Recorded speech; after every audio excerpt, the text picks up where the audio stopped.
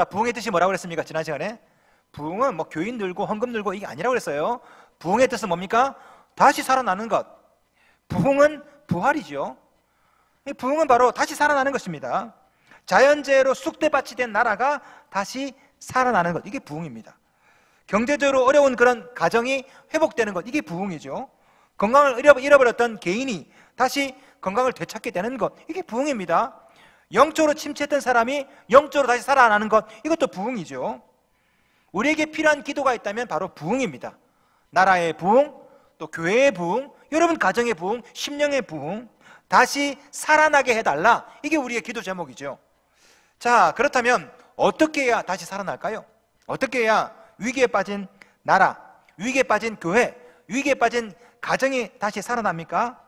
오늘 본문에 해답이 있습니다. 우리 14절 말씀 우리 다 같이 읽겠습니다. 시작. 내 이름으로 일컫는 내 백성이 그들의 악한 길에서 떠나 스스로 낮추고 기도하여 내 얼굴을 찾으면 내가 하늘에서 듣고 그들의 죄를 사하고 그들의 땅을 고칠지라. 아멘. 이 안에는 세 가지 기도가 나와요. 세 가지 기도. 첫 번째, 악한 길에서 떠나는 것입니다. 14절, 내 이름으로 일컫는 내 백성이 그들의 악한 길에서 떠나고. 악한 길에서 떠난다, 이게 회개죠. 회개. 어려움이 있을 때 제일 먼저 해야 될 것이 뭡니까? 회개입니다. 악한 길에서 떠나는 거예요. 그죠? 물론 모든 어려움이, 모든 위기가 다 뭐 여러분이 죄를 지어서 그렇다, 이건 아닙니다. 요한복음 9장 보면은 나면서 맹인된 사람을 제자들이 물어보죠. 저 사람 왜 맹인됐습니까? 자기 죄 때문입니까? 부모 죄 때문입니까? 예수께서 뭐라 말씀하십니까? 아니라고. 저 사람 죄 때문도 아니고 부모의 죄 때문도 아니다. 그에게서 하나님이 하시는 일을 나타내고자 하심이라. 그런 말씀 있죠? 여러분 잘 보십시오. 모든 사건, 모든 위기, 모든 고난은 다 여러분 죄 때문이 아니에요. 여러분 조심하셔야 됩니다. 지금 일본이 폭우로, 태풍으로 굉장히 지금 피해를 많이 입었죠. 그죠? 간사이 공항 지금 폐쇄되고, 아마 어떤 목사님이 또 실수로 이렇게 설교할지 모르겠습니다. 죄를 지어서 그렇다고, 하나님이 심판하신 거라고. 여러분 조심하셔야 돼요. 함부로 하시면 안 돼요. 그 고통당한 사람 입장을 생각해야지. 그죠? 뭐 해일이 일어나고 쓰나미가 일어나고 지진이 일어나고 모든 게 다 하나님이 심판해서 그런 거 아닙니다. 여러분 함부로 이렇게 얘기하시면 안 돼요. 예? 우리는 몰라요. 우리는 몰라. 그러나 위기 중에, 고통 중에는, 그 중에 일부는요 진짜 하나님의 심판이 있을 수 있죠. 왜? 죄 때문에 그런 심판이 있을 수도 있습니다. 자, 오늘 본문 말씀 13절 보세요. 13절. 혹 내가 하늘을 닫고 비를 내리지 아니하거나, 혹 메뚜기들에게 토산을 먹게 하거나, 혹 전염병이 내 백성 가운데 유행하게 할 때에, 자 보세요. 13절의 주어가 누굽니까? 혹 내가가 누굽니까? 하나님. 자, 하나님께서 비를 내리지 않았다, 하나님께서 전염병을 유행하게 하셨다, 이런 말씀이죠. 그죠? 이유가 뭡니까? 악한 길에 들어섰기 때문에. 악한 길에. 여러분 우리도 이럴 때 있습니다. 악한 길에 들어서 가지고 하나님께로부터 매를 맞을 때가 있어요. 그죠? 이럴 때 우리가 해야 될 일이 뭡니까? 14절 말씀. 내 이름을 일컫는 내 백성이 그들의 악한 길에서 떠나는 거죠. 회개하는 거예요. 물론 우리가 당하는 고통, 고난, 위기, 이것이 하나님께로부터 말미암은 것인지 사단으로 말미암은 것인지, 아니면 혹은 다른 사람의 죄악 때문인지 우리는 몰라요. 모른다고요. 원인은 몰라요. 하나님만 아시죠. 고난에는 여러 가지 이유가 있습니다. 어느 한 가지만 있는 것이 아닙니다. 내가 암에 걸린 것이 하나님의 뜻일 수도 있고, 내가 담배 필 수도, 그럴 수도 있는 거고, 그죠? 아니면 부모님이 물려준 DNA 때문에 또 그럴 수도 있는 겁니다. 원인은 다양해요. 우리는 원인을 잘 모릅니다. 성경은요 고난의 원인에 대해서 항상 침묵하세요. 알려주지 않습니다. 욥기를 보세요. 욥이 왜 고난당합니까? 하나님께서 욥에게 고난의 원인에 대해서 한 번도 말씀 안 하세요. 요한복음 9장에 나오는 나면서 맹인된 사람, 우리 예수께서 그 사람의 고난의 원인에 대해서 얘기 안 하십니다. 성경은요 고난의 원인에 대해서 말하지 않습니다. 왜? 너무나 다양하기 때문에. 말해줘도 몰라요. 그죠? 그러나 그 고통들 중에는 내 잘못도 있을 수 있다는 거죠. 그죠? 그래서 우리는 고난을 딱 당하면 늘 자신을 돌아봐야 됩니다. 그 사건, 그 사고, 내 잘못 때문에 일어난 일이 아니라 할지라도 나 자신을 먼저 돌아보면 나에게 유익이 있거든요. 자, 예를 들어 보겠습니다. 고등학생이 시험을 망쳤어요. 수능을 망쳤습니다. 수능을 딱 망치고 난 다음에 아니면 중간고사, 기말고사 망치고 난 다음에 집에 와가지고 원인을 찾아요. 원인을. 내가 왜 중간고사 망쳤나? 기말고사 왜 망쳤나? 수능을 왜 망쳤나? 컨디션 관리 실패했나? 엄마 때문에 그래? 엄마가? 예? 아니면 이 불합리한 입시 제도 나라를 막 원망하고, 또 어떤 애들은 과외 선생님 쪽집게라더니 쪽집게가 아니구만. 예? 막 과외 선생님을 원망하고 이러면요, 걔는요 날마다 성적이 그 모양이에요. 그 모양. 그런데 공부 잘하는 애들은요, 시험 망쳤다 집 오면 뭘 만들어요? 오답노트를 만들어요. 오답노트. 꼭 보면 공부 잘하는 애들 오답노트 만들죠. 그죠? 오답노트 만듭니다. 내가 뭘 잘못했나 항상 자신을 돌아봐요. 물론 듣기평가 때 스피커가 찌직하고 갑자기 비행기가 지나가서 듣기평가 망칠 수도 있습니다. 하지만 그것만 비난하는 애들은 절대 공부 못해요. 집에 돌아와서 오답노트 만들고 다시 공부하고 자신을 돌아보죠. 그죠? 그런 애들은 공부를 잘하지 않습니까? 마찬가지예요. 우리 인생 가운데 문제 생깁니다. 그런데 좀 신앙생활 잘 못하는 사람은 날마다 원인을 찾아요. 누구 때문에 이런가? 아내 때문인가? 자식 때문인가? 자, 예를 들어 봅시다. 접촉사고 났습니다. 접촉사고. 교회 오다가 앞차를 콩 박았어요. 그러면 이것을 꼭 원인을 찾아요. 어떤 사람은 이거 누구 때문에 그런가? 당신 때문이지. 뭐 이렇게 저 사람 때문이지. 그럴 수도 있고 아닐 수도 있죠. 누구 잘못, 내 잘못일 수도 있고. 하지만 그런 문제가 딱 생길 때 자기 자신을 돌아보면 유익이라는 거죠. 혹시 내가 악한 길에 들어선 것은 아닐까? 항상 영적인 오답노트를 만드는 겁니다. 내가 뭘 잘못했나? 이렇게 되면요, 이게 뭐가 됩니까? 전화위복이 되는 거죠. 전화위복. 전화위복이 뭡니까? 공중전화를 했는데 동전이 쏟아져 나왔다. 이게 전화위복이에요? 어떤 분은 또 전화기 위에 보고가 있다. 전화위복 이렇게 얘기하는데, 예, 전화위복은 그런 뜻이 아니죠. 불행이 닥치면 행운이 가까이 있다. 이게 전화위복 아닙니까?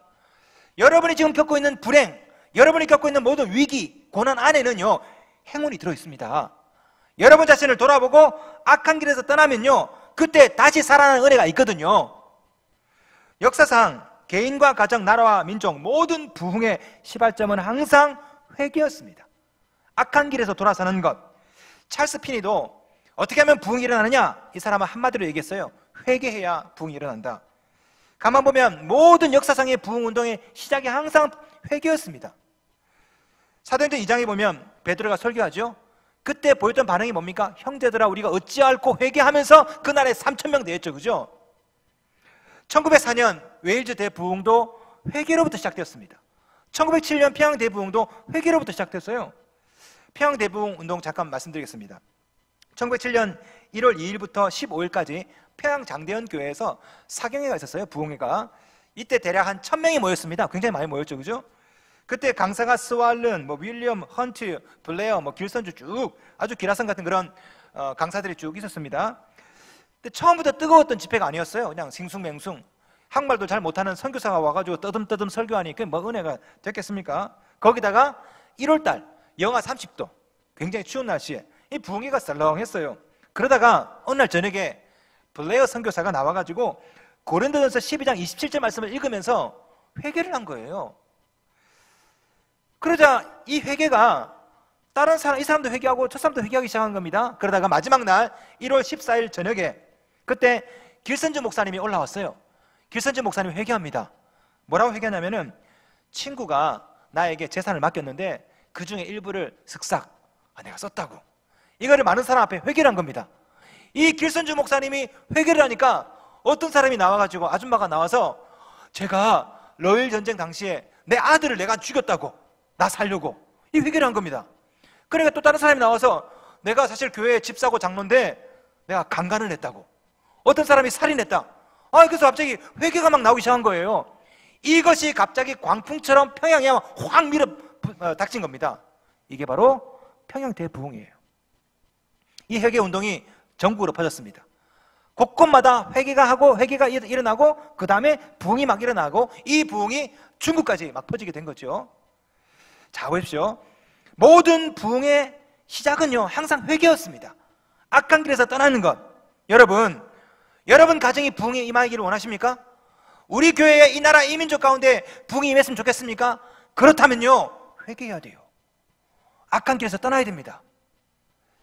제가 안타까워하는 게 하나 있습니다. 2007년도에 아마 여러분도 기억하실 거예요. 2007년도에 어게인 1907이라고 그래가지고 전국으로 떠들썩하겠습니다.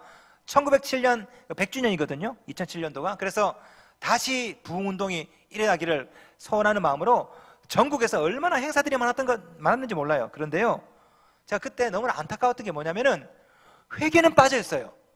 부흥운동이 아니라 찬양운동이야. 찬양은 많아, 회개는 없어. 그러니까 그냥 이벤트로 끝나버리는 거죠. 여러분, 뜨겁게 찬양한다고 해서 부흥이 일어납니까? 아니에요. 감정적으로 충만할 수 있습니다. 이 부흥은요, 회개할 때, 악한 길에서 떠날 때, 바로 그때 부흥이 일어나거든요. 우리가 죄를 고백하지 않습니까? 그러면 영적으로 진공 상태가 돼요. 여기에 부흥이 훅 임하는 거거든요. 여러분 가정이 살아나려면, 여러분 심령이 살아나려면요, 회개하셔야 돼요. 악한 길에서 떠나야 그 심령 가운데 하나님께서 다시 살려주는 역사가 나타나거든요. 악한 길에서 떠나시길 주님의 이름으로 축원합니다. 두 번째로는요, 스스로 낮춰야 됩니다. 14절, 스스로 낮추고. 하나님께서 고난을 주셔가지고 반강제로 낮아지는 상태가 아니라 스스로, 자기 스스로 낮아지는 상태. 여기서 말하는 이 낮추고라는 히브리어 카나흐라는 말의 원래 뜻은 뭐냐면, 원래 군사용어예요. 군사용어. 전쟁하다가 패배하다, 항복하다, 굴복하다, 이 뜻입니다. 그러니까 스스로 낮추고, 이 말은요, 스스로 항복하다, 이 뜻이에요. 자, 이 부분을 원어 뉘앙스를 살려서 제가 번역해 드릴게요. 들어보세요. 하나님의 엄청난 은혜에 굴복하여 자기 스스로 겸손하게 낮추다. 바로 이런 자에게 부흥의 은혜, 회복의 은혜, 다시 살아나는 은혜가 임하거든요. 가끔 가다 보면은 성도들 중에 하나님께 대드는 분 있습니다. 대드는 분. 스스로 낮추지 못하고 화를 내고 시험에 들고 삐져버리고 교회 안 나오고 막 누가 이기나 해보자 하면서 막 교회 한 반년 동안 1년 동안 막 안 나오고 막 그런 분 있죠. 어떤 분은 또 하나님과 관계가 문제 생기면 목회자에게 화를 내는 분이 있습니다. 목회자에게. 아니 내가 뭘 잘못했다고. 예? 이게 예배 끝나고 빨리 안 나와요. 가만히 있습니다. 목사님이 가기 전까지. 다른 통로에 막 나오고 악수도 안 하고, 악수하면 막 째려보고 딴 데 보고 이런 분 있죠. 예. 그래서 문제가 해결되는 게 아니에요, 사실. 그죠? 스스로 낮춰야, 항복해야 그럴 때 은혜가 임하는 것입니다. 여러분, 예배 시간에 어떤 분이 은혜 받는 줄 아십니까? 낮은 사람이 은혜 받아요. 물은 높은 곳이 아니라 낮은 곳에 고이지요. 은혜도 마찬가지예요. 은혜도 낮은 곳에 은혜가 모이는 겁니다. 예배드리고 찬양할 때 내가 사회적 지위와 체면이 있지, 손을 어떻게 드나, 눈을 어떻게 감나, 찬양을 어떻게 하나, 통성기도 어떻게 하나, 혹시 그런 사람이 있다면요, 은혜가 임하지 않습니다. 높으면 은혜가 못 가요. 스스로 낮추고 손을 들고 통성으로 기도하고 이럴 때 은혜가 그 낮은 곳으로 임하거든요. 문제가 생기고 고난이 닥쳐오면 스스로 항복해야 됩니다. 스스로 낮아져야 돼요.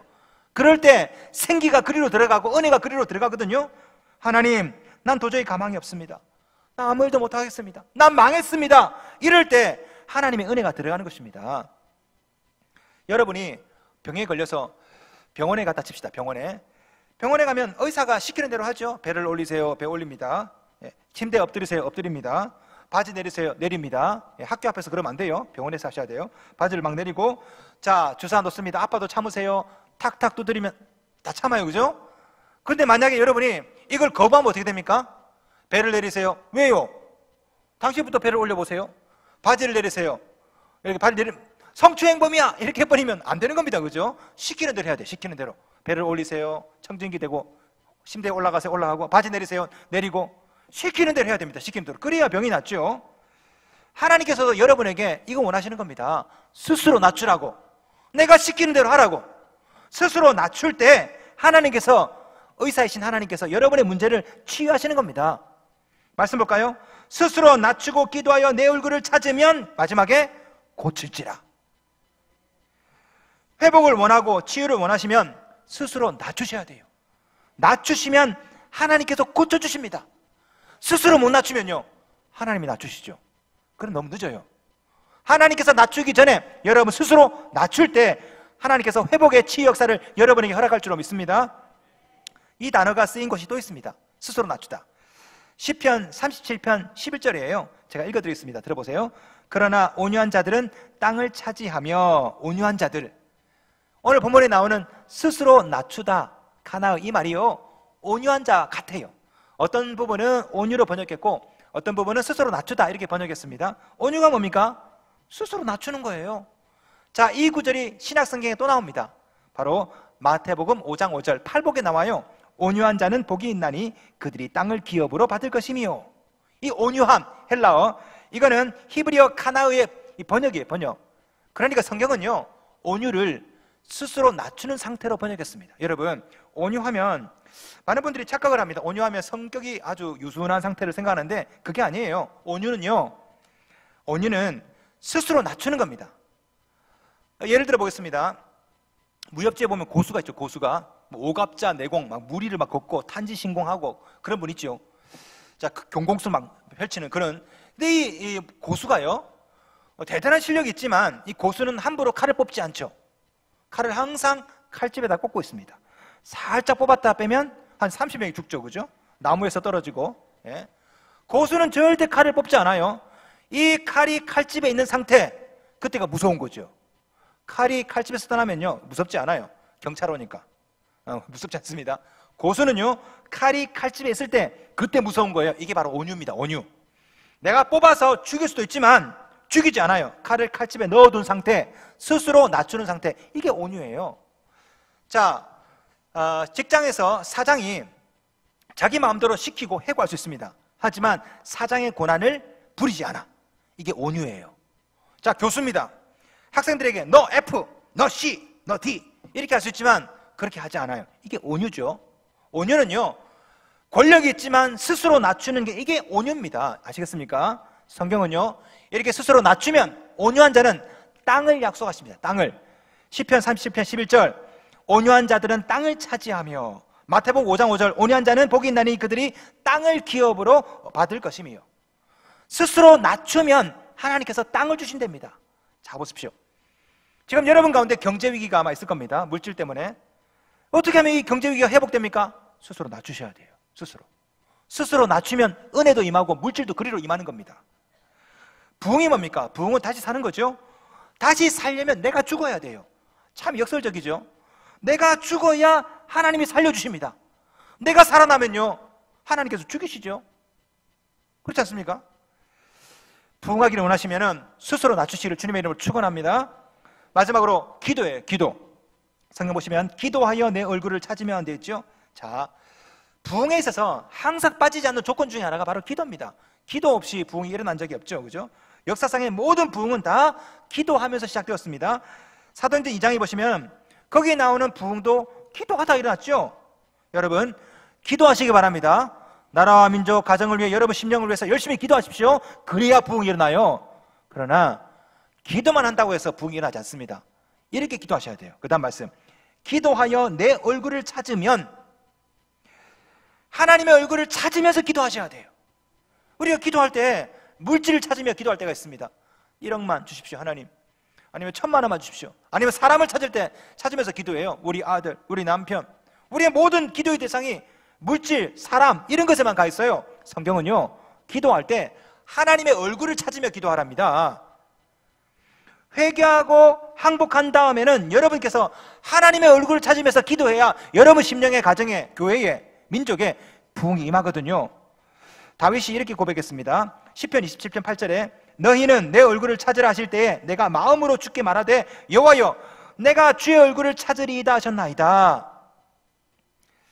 무디는요, 하나님의 얼굴을 구한다, 하나님의 얼굴을 찾는다를 세 가지로 표현했습니다. 첫째, 하나님을 사랑한다. 둘째, 하나님을 믿는다. 세 번째, 하나님밖에 없다. 이게 하나님의 얼굴을 구하는 거래요. 여러분께서 기도할 때 간절하게 하나님의 얼굴을 구하면서 하나님밖에 없습니다, 하나님을 사랑합니다, 하나님만 믿습니다, 여러분이 기도할 때 여러분 가정의, 교회의, 나라와 민족에 부흥이 임할 줄로 믿습니다. 여러분이 찾아야 될 것은 물질이 아니에요. 여러분에게 필요한 것은 사람이 아닙니다. 여러분에게 필요한 것은 자녀가 좋은 대학, 좋은 고등학교 들어가는 게 아니에요. 여러분에게 필요한 것은 하나님의 얼굴이에요. 하나님의 얼굴을 나에게 좀 돌려주십시오. 역대하 16장 9절 여호와의 눈은 온 땅을 두루 감찰하사 전심으로 자기에게 향하는 자들을 위하여 능력을 베푸시나니. 하나님께서는 오늘도 찾으십니다. 하나님의 향해서 얼굴을 드는 사람, 하나님의 얼굴을 구하는 바로 그 사람, 그 사람에게 능력을 베풀어 주세요. 오늘 본문에 하나님께서는 이렇게 기도하는 사람, 악한 길에서 떠나고 스스로 낮추고 그 다음에 하나님의 얼굴을 구하며 기도하는 사람에게 이런 약속을 하십니다. 내가 하늘에서 듣고 그들의 죄를 사하고 그들의 땅을 고칠지라. 사실 이 말씀은 앞에 드렸던 이 세 가지 자세에 대한 응답이에요. 응답. 악한 길에서 떠나면 어떻게 합니까? 하나님께서 죄를 사해 주신 거죠. 그들의 죄를 사하고 스스로 낮추면 어떻게 됩니까? 그들의 땅을 고칠지라. 하나님의 얼굴을 구하면 어떻게 됩니까? 말씀 보세요. 내가 하늘에서 듣고 죄를 사하고 땅을 고치고, 이것은 여러분께서 악한 길에서 떠나고 스스로 낮추고 하나님의 얼굴을 구하는 기도에 대한 응답이에요. 응답. 오늘 이 시간에 여러분 가정이, 심령이, 교회가, 나라와 민족이 부흥하기를 원하신다면 악한 길에서 떠나십시오. 스스로 낮추시기 바랍니다. 그리고 하나님의 얼굴을 구하는 기도를 드리십시오. 그럴 때 하늘에서 듣고 여러분의 죄를 사해 주시고 반드시 여러분의 땅을 고쳐줄 줄로 믿습니다. 인생에 어려움이 있습니까? 문제가 있습니까? 우리는 항상 악한 길에서 떠나셔야 돼요. 스스로 낮추어서 하나님께 항복하시기 바랍니다. 하나님의 얼굴을 구하며 간절히 기도하십시오. 그럴 때 하나님께서 여러분 가정을 고쳐주리라 저는 믿습니다. 역대하 7장 14절, 이 말씀은 아이젠하워, 레이건, 오바마 대통령에 이어서 또 다른 분이 이 구절을 읽고 취임 선서를 한 분이 있습니다. 그분이 누구냐면 바로 트럼프 대통령의 러닝 메이트였던 마이크 펜스 부통령이에요. 이 사람이 이 부분을 한 3번 정도 인용했습니다. 부통령이 되고 난 다음에 백악관에서 크리스마스 행사를 할 때 그때 이 구절을 또 인용해서 또 발표도 하기도 했죠. 심지어 대선 기간에 대선 광고를 하지 않습니까? TV에서. 이분이 이 구절을 이용해서 이렇게 얘기를 했어요. 들어보세요. 그대로 읽어드리겠습니다. 기도는 이 땅에서 마지막 최선의 희망이라고 말한 에이브러함 링컨의 말은 여전히 사실입니다.